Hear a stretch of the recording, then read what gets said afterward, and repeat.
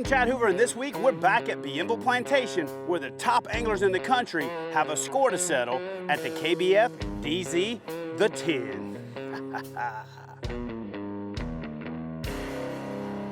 Get up and put on the coffee. You know the sunlight won't last. Making my way to the country. I'm gonna catch a big old bass.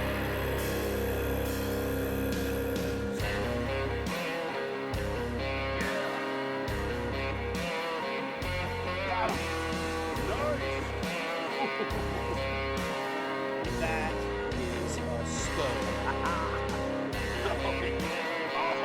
Yeah! Oh my God! Booyah!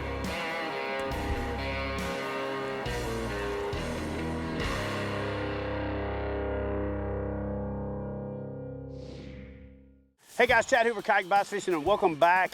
This week we are doing the KBF the 10 here in beautiful Bienville Plantation in White Springs, Florida. Now, before this event, Jeff Fader from Michigan qualified to enter into the 10, which is now 12 because we have last year's champion competing as well, by winning the KBF DZ 10 Invitational. Now, Jeff set the record for the biggest two-day total, over 200 inches. We played a bit of a joke on him by making him think he drew the lake that he dominated on when he won the 10 Invitational and qualified to move into the 10. So Richard, let me tell you what I did. Everybody here that's talking about the draw, that's talking about the tournament, hope that this guy doesn't draw Lake 14. So what I have in these first three envelopes is three envelopes that have Lake 14 in it. So we're gonna punk Jeff, and we're gonna punk the entire field by making them think that he drew Lake 14. Then I'm gonna make him draw again and tell him that he isn't fishing Lake 14 unless he draws it out of these three envelopes that are in my back pocket.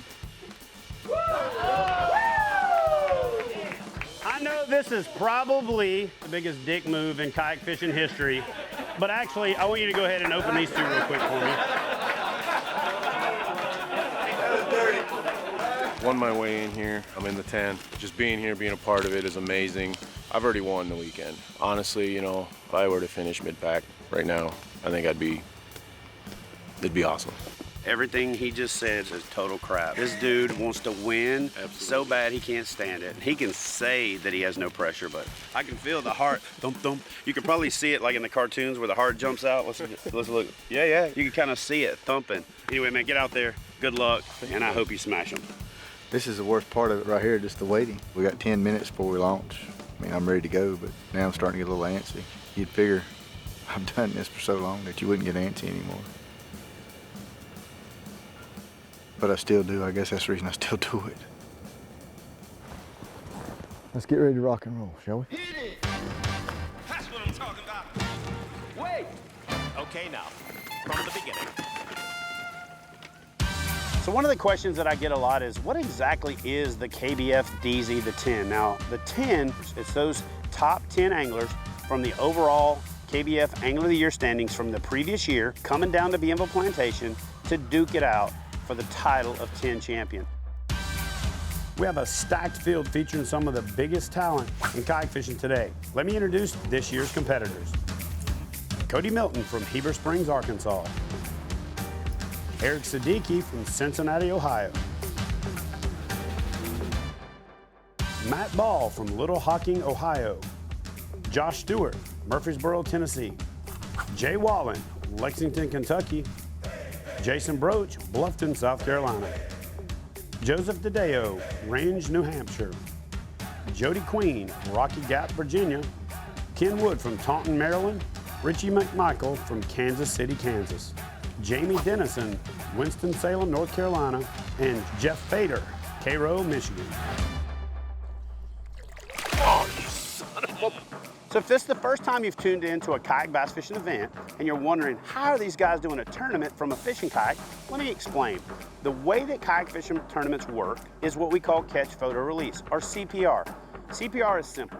We use a unique identifier token, an approved measuring board. The anglers go out, they catch their fish, and they have a specific position that the fish has to be on the board. They lay the identifier where it's in the frame of the photo, they snap a photo, and then they load it into a tournament management system called TourneyX. And then our judges back at headquarters score the fish, award the appropriate score or deductions if needed, and at the end of the day, the angler with the most inches wins. We're sitting here watching Cody Milton catch a nice fish. Got Eric Siddiqui behind him, and it's pretty cool. They've got these fish hemmed into this little pocket, and they're working together to catch these fish. They're competing against each other, but they figured out that one of them will catch a fish and fire that school up, and the other one can cast in immediately and catch another one. All right, so we rushed over here to Cody Milton. Got a little 20 and a halfer there. It's amazing when these guys get along, when they're friends, and they understand that if you guys are both kicking butt, it's going to be one or the other. We decided 5,000 was still great. I think there's a lot more fish in here than we think there is. They're just wolf packing bad. Like 5 and 6 fish here, 5 and 6 fish there, and I think we're both going to kind of hold on to our fish since we don't have anybody around us today. We're going to kind of try to keep it that way for a little bit, at least as long as we can. Me and Cody have been talking about going 1-2 for a while now.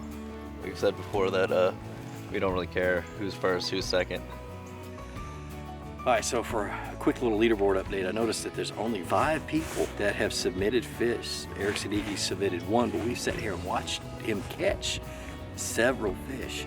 It's like poker. They don't want to show anybody their cards. These competitors can pull this live leaderboard up too and see how well other people are doing and move into their spot. So to protect their spot, they don't want anybody to know that they're whacking them.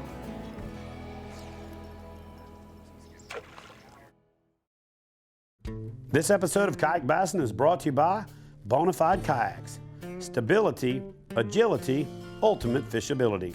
Fish USA, America's tackle shop. ZEE, the quality truck accessory people.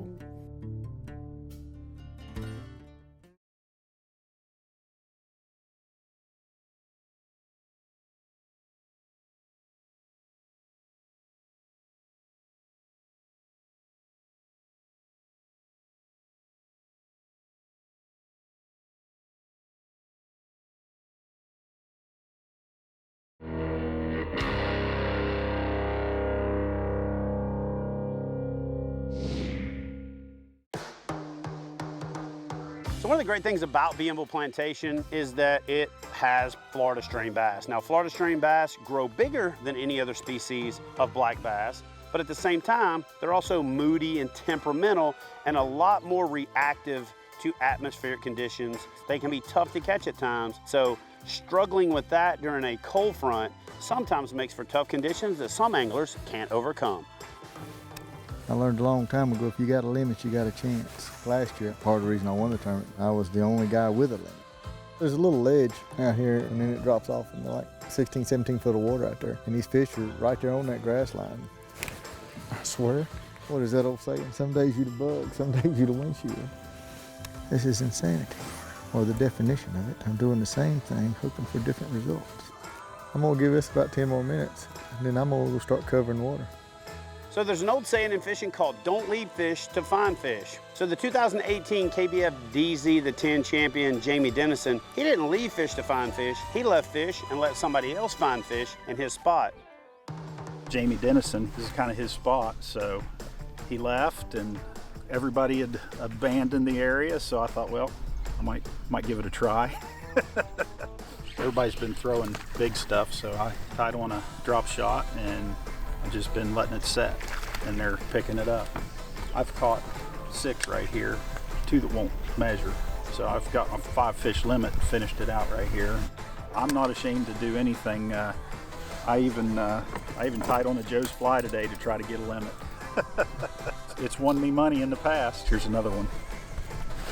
Oh, that's a good one. That's not great, but it'll call. On a day like today, I'll take these all day. So for the first time, a past kayak bass fishing national champion qualified for a KBF ZEE the 10. And though Matt's a nice guy, once the tournament time kicks off, he puts that nice guy in the back of his kayak in a tank well buried in a box until the end of the event, because he's one of the most competitive guys that I've ever seen fish. Well, I know Jason's got 2 because I just seen him catch one. He likes throwing that little crankbait of his. Let's see if we can't duplicate it. You keep it simple. I've been using that worm since I was 12 years old, and I'll be throwing it until I'm 90. I've caught more fish on that than I have any other lure. One of the great things about the Kayak Bass Fishing Tournament Series is the personalities that make it so diverse. Go tell your mama I want to see her, or your grandmama, or your aunt, I don't care, something bigger. So there's a whole lot of outgoing, outspoken anglers out there, and then some of them, like Jason Broach, tend to internalize their enthusiasm. Woo. I mean, he's excited, he just doesn't show it. So I'm usually a shallow water fisherman, and people think you don't get a lot of use out of a fish finder trying to, spank the bank, as they say. It allows you to figure out where that edge of hydrilla is and where exactly you need to stay out from the bank and put that bait parallel with the hydrilla edge. And that's really what I'm doing now, just staying right outside the edge of the hydrilla, putting the worm right along it, and just waiting for fish sitting on the edge to grab it. So I'm out here using the Lowrance HDS9 Live. One thing I like about it is the clarity compared to every model I've had in the past. Super clear images. So you can see a shadow just got casted, fish swim by right there. So that's the kind of clarity you get with the HDS9 by Lowrance.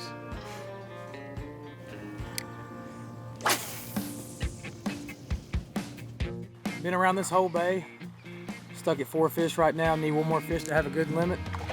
And I got 2 hours and 20 minutes, so hopefully I can make this happen. Nearly just missed that fish. Went to grab him with the net the first time, and I missed him, and when I got him in the net, the hook just fell straight out of his mouth. When it comes to fishing a kayak tournament, that never give up mentality, that never give up mindset is what makes some anglers consistently end up at the top of the leaderboard. One of those guys is Josh Stewart. Now, 3/4 of the way through day 1 of the KBF DZ the 10, Josh kept a positive mental attitude and grinded out 2 upgrades in the last hour and a half of competition to put him at the top of the leaderboard on day 1. From a 17 to an 18 3/4. It's just proof that you never give up, you keep casting, you keep grinding until the last minute, because you never know when you could snag that fish that's gonna shoot you to the top of the leaderboard. All right, so we're here with Jeff Fader. And you had a pretty good pattern going over on Lake 14. Actually, you had one of the best patterns I've ever seen in my life. You got the guys that are now fishing for the big bass brawl on your lake that you were whacking them on. How do you think they're doing? I don't know. I don't know that it'll hold up. I fished it pretty hard, so there might not be any left. Now, Jeff didn't think the pattern would hold up, but when we got there, it was absolute pandemonium. Woohoo! How about that? This episode of Kayak Bassin is brought to you by Yak Attack, Yamamoto, Yakima, Kayak Bass Fishing, Bending Branches,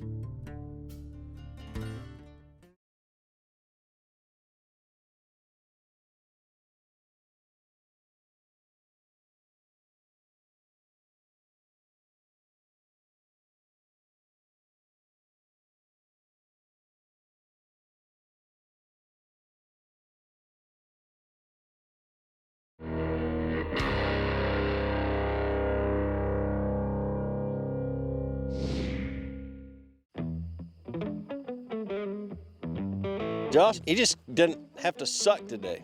You know how much pressure that must be, Gene? I mean, I he's know got it. 10 grand on the line. Uh-huh. He went out there and cracked him yesterday. Yeah, don't suck, dude. That must be nice cracking them, but I mean, I know it. boy, the pressure you get on that last day. Yeah, don't choke. You're gonna be a nervous wreck. Be out there all tore up, letting that 10 grand slip away. Josh Stewart, let it go. He had it, and he just let it go. I don't understand. I ain't worried about that. Oh, man. How many inches you got right now? 101.5. 101.5. So basically, if Josh catches 5 today, he's sitting pretty. That's a lot to think about for $10,000. Good luck, bro. Appreciate it. That's who you worried about. Josh isn't worried about me. He's already taken 1 tournament from me. There they go. You know, one of the other great things about this sport is there's a brotherhood. And you know, brothers fight and brothers give each other crap. And so Jay Wallen was giving Josh an earful that I think he even got in his head to a certain extent. But Jay knows from experience because Jay blew a big lead in the first KBF the 10. So even though he was giving him a hard time, he was actually coming from a place of knowing exactly how he feels. Getting a limit today, maybe not for everybody, but for some, is going to be tough. It's probably going to be tough for me. Not getting very many bites. Still only 4 people with a fish on the board. Really? Of course, Cody never puts any fish on the board till the end. Right, right. I usually like to wait until I have 5. That's going to take all day the way this is going. Ooh, you know the bite's tough when Jay breaks out the fairy wand and the wacky rig. It's the worst. So we're still waiting for him to catch a fish, and he's dealing with some pretty finicky Florida bass, but that's typical of Florida bass. They like sunny days, they like it to be warming up, and they get really aggressive. But the crazy thing about them is they can still be finicky. They still want something exactly right. It's just crazy. There's a bite. Today I'm kind of struggling to get a limit. It's my second fish on the board. I need 3 more bites. If I can get a limit like this today, we'll see what happens. But it's a big deal right there for me. He's just so cute. He's just a baby bass. It's the #1 rule in tournament fishing. Retie and retie often. One of these days I'm gonna need bifocals. Be like Jody Queen out here. Get my readers on. And Jody Queen's got a 16-incher on the board. That's awesome. So, real quick leaderboard update. We got Cody Milton just finally uploaded his fish for the day. And he's got 92 3/4 inches, 2 20 1/4 inch fish, and 3 17-inch fish. We should see the leaderboard light up here in just a little bit. About to go into one of those feeding times at about 11 o'clock. So let's turn it over to Chad, see what he's doing. All right, guys, so we made our way over here to pull up next to this guy right here. This is Jamie Dennison, the 2017 KBF Angler of the Year and the 2018 and defending kayak bass fishing the 10. I said you were defending. I didn't say how well you were defending it. So Jamie, you are currently sitting in the place that nobody would have ever figured you would be. You were outside the top 10 in the 10 because it was 12 this year. So just talk about being in 12th place in the 10 after winning it. Am I really in 12th? You're in 12th, currently. So what was different this year from last, other than 11 fish? I am so proud of this. You don't know how hard I had to work for this little guy. Yesterday I struggled, to say the least, and today hasn't been much better, but I finally got the skunk off. We're not gonna go to the scales empty-handed. Let's go see if we can't get another one. Holy crap. Redemption. Maybe things are starting to change for him. #2. We'll take him all day long, Russ. Grow up and come back to see him. Cody's in the lead right now. Eric's right behind him. Josh has 3 fish.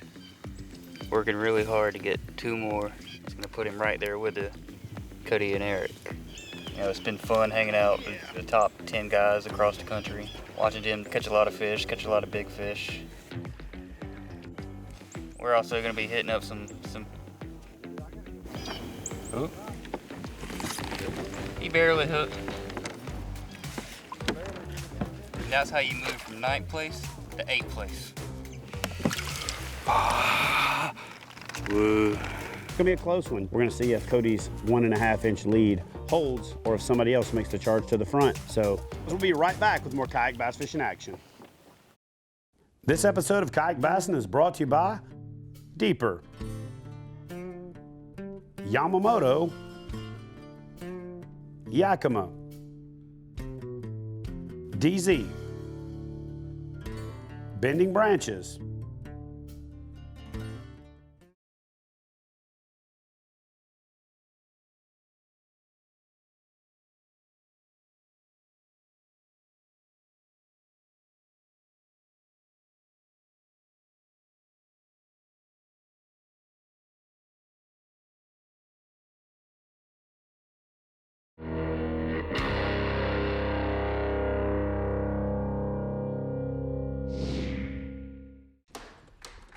So one of the things that happened at this year's KBF DZ the 10 is we ended up with about 80% of the anglers fishing in the same area or relative proximity to each other. I'm gonna strangle you. I really feel like it's one of those social anxiety things. Guys saw those guys fishing there and catching fish, so that must be the place to fish, and so therefore everybody fished there.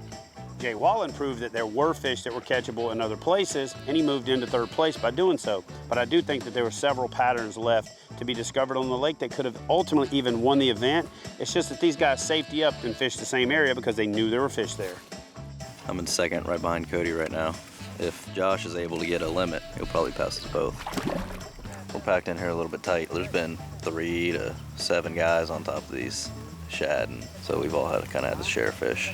I can't complain. I pulled out the 2 biggest out of all of us, 21 and a half and a 22 and a half, so it's still a good day.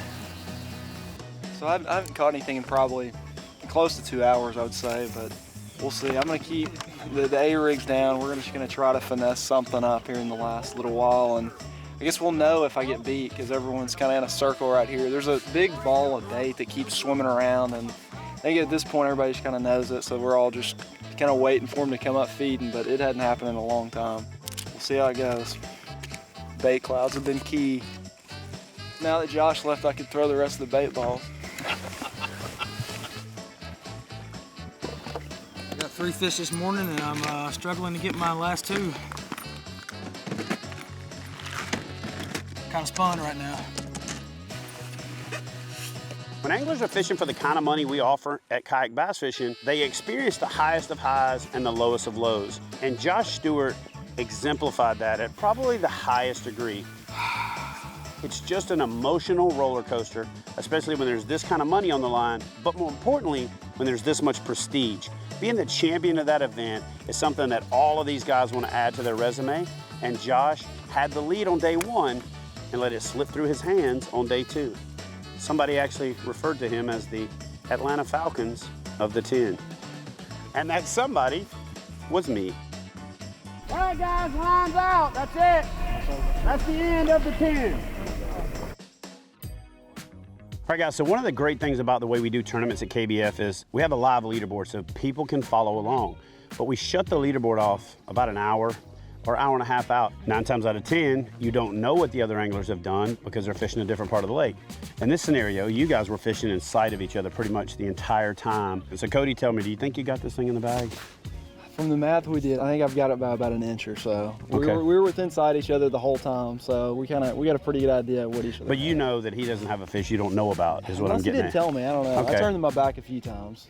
So that's what's awesome about this whole thing is that even though there is that ultimate competitor spirit and that fire in the belly, there's a definite amount of cooperation when people get to know each other.